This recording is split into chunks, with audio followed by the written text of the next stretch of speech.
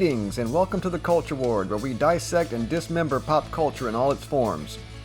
Today we'll be discussing the upcoming Disney Marvel movie, The Thunderbolts, premiering on May 2nd and featuring a roster of secondary or supporting characters from other Marvel projects, including Yelena Belova, Red Guardian, U.S. Agent, and Bucky Barnes, aka the Winter Soldier, probably the most recognizable name in this thing, and featuring Contessa Valentina Allegra de Fontaine. The concept of the movie isn't terrible, but I fear that a lack of interest, especially in Disney Plus shows, which this movie is drawn heavily from, and a failure to connect with audiences may be the downfall of this thing. That being said, I do give Disney a little credit for taking a chance on a project with so little name or brand recognition, mostly separated from the broader MCU that came before it.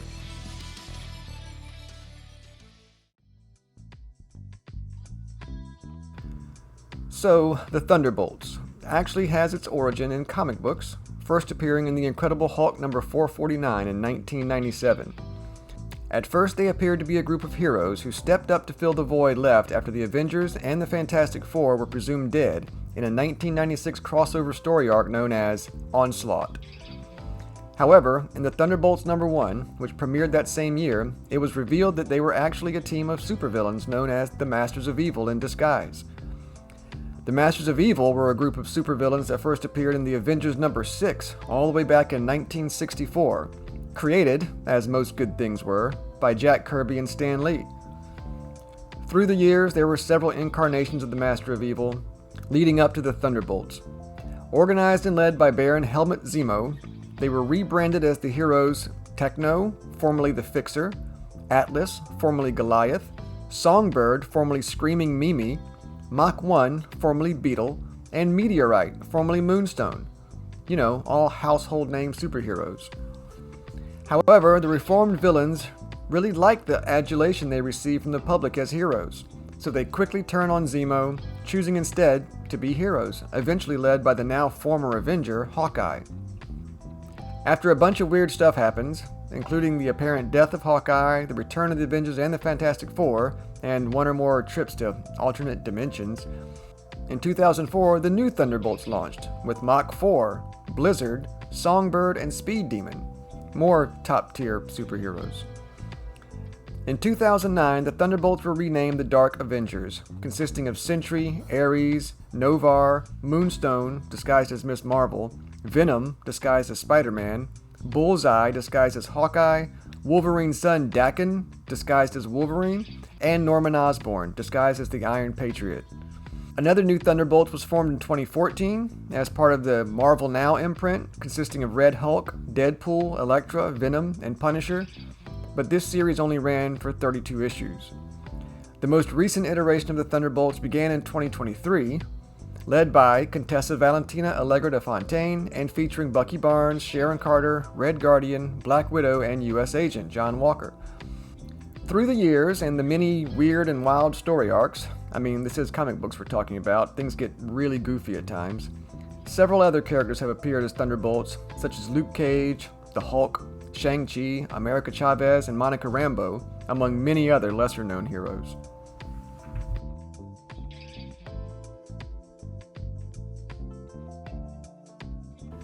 The Thunderbolts in the MCU is slightly more straightforward. While there has been some weird shit in the movies and shows, they haven't gotten quite as convoluted and wacky as the comics. Yet. So the Thunderbolts in the MCU are a group of, I guess, side characters, organized by Contessa Valentina Allegra de Fontaine, I love saying that name, portrayed by Julia Louis-Dreyfus.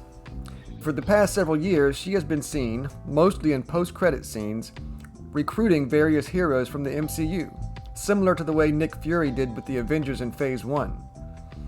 It looks like the final team will consist of Bucky Barnes, aka the Winter Soldier, played by Sebastian Stan, Alexei Shostakov, aka the Red Guardian, portrayed by David Harbour, Yelena Belova, aka knockoff Black Widow, played by Florence Pugh, John Walker, aka U.S. Agent, played by Wyatt Russell, and Ava Starr, aka Ghost, played by Hannah John Kamen.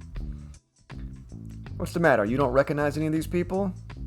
Well, with the exception of Bucky Barnes, Nobody else knows who the hell these people are either. I won't go into Bucky Barnes, aka the Winter Soldier, too much, since he has been a regular in the MCU since the first Captain America movie way back in 2011. A super soldier like Steve Rogers, he was Steve's best friend in the 1940s.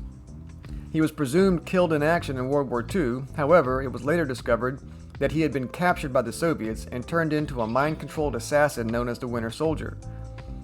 Following the events of Captain America's Civil War, Bucky was freed from his mind control and even fought alongside the Avengers in the Battle of Wakanda in Avengers Infinity War, as well as the final battle of Endgame. He then starred, kind of, in the Disney Plus series Falcon and the Winter Soldier. Speaking of Falcon and the Winter Soldier, John Walker, aka US Agent, was introduced in that series as well. At first, John Walker was chosen as a replacement for Captain America when Sam Wilson decided to retire the shield that had been given to him by Steve Rogers at the end of Endgame.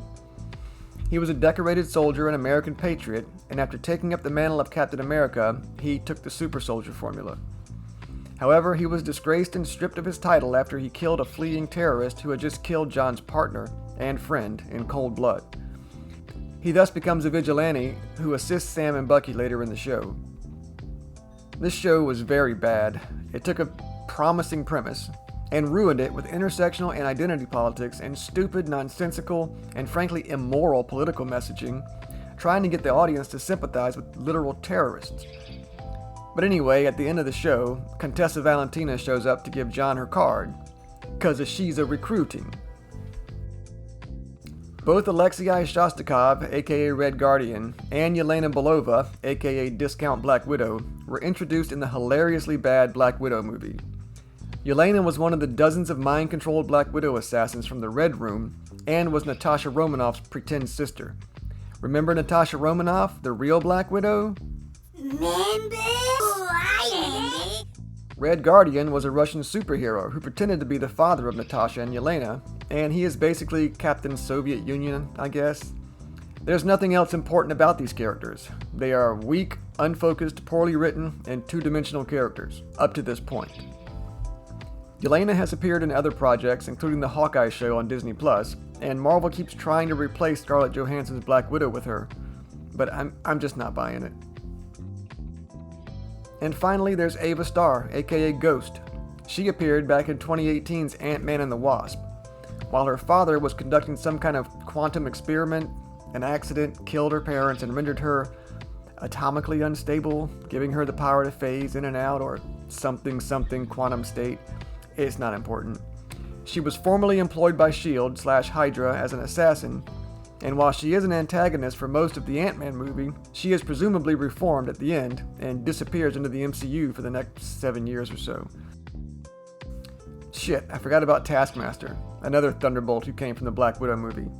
She was one of the primary antagonists in Black Widow, the daughter of the big bad, whatever his name is, the thinly veiled stand-in for Harvey Weinstein.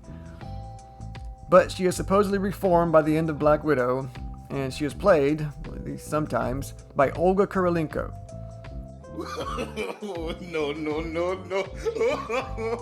No.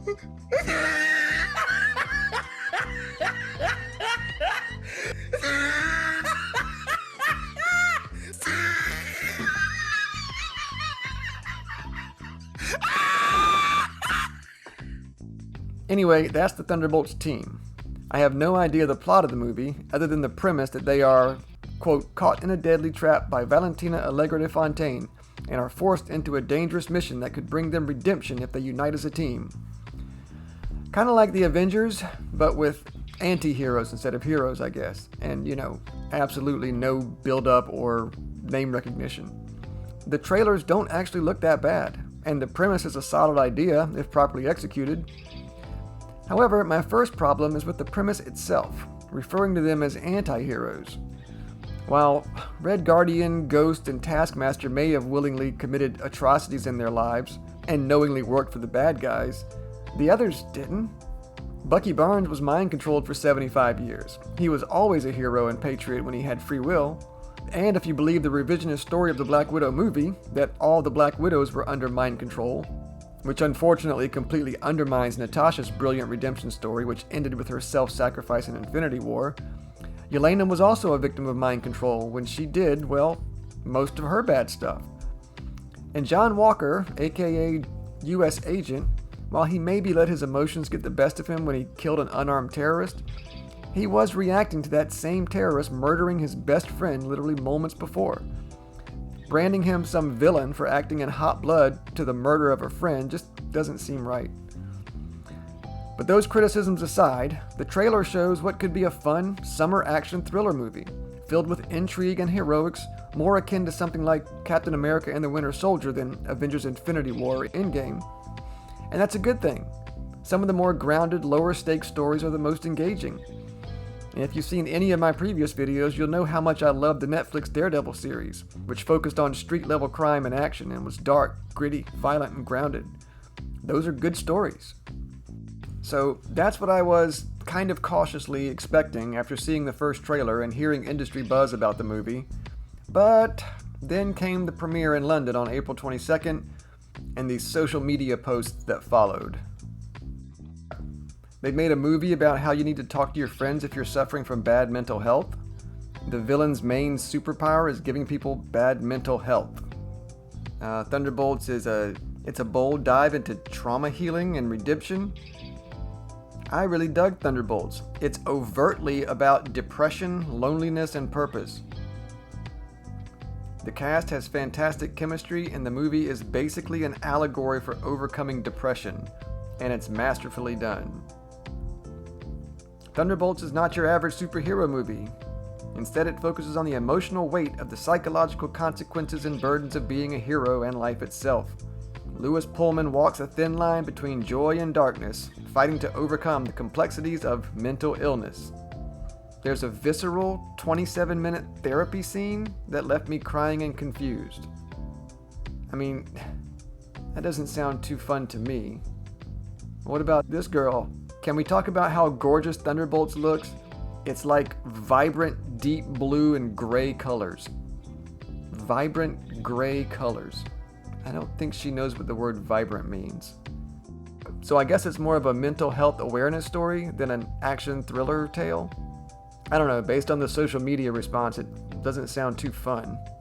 I guess if it's well done, with good pacing and mixed with a fair amount of action and intrigue, it could be interesting, but it would require a good bit of talented writing, directing, and producing to pull it off. Based on recent experience, I'm a lot less optimistic about the movie now. Regardless of how good it is, or isn't, I wonder if it'll matter. Box office projections are pretty muted. Opening weekend projections are somewhere between 60 and 70 million. If they hit that target and get good word of mouth, I guess it could go on to have a decent run, depending in large part on its success internationally. If it sucks and reviews are bad, I suspect the drop-off after week one will be substantial, and this movie will be another major disappointment. With an early reported budget of about $200 million, it will probably need to earn at least $500 million just to break even. I don't think that's likely given the current state of the MCU and the almost total lack of name recognition for any of these characters. Maybe I'll be proven wrong, and I'm okay with that. I'll see you in there. Go Thunderbolts! Oh man.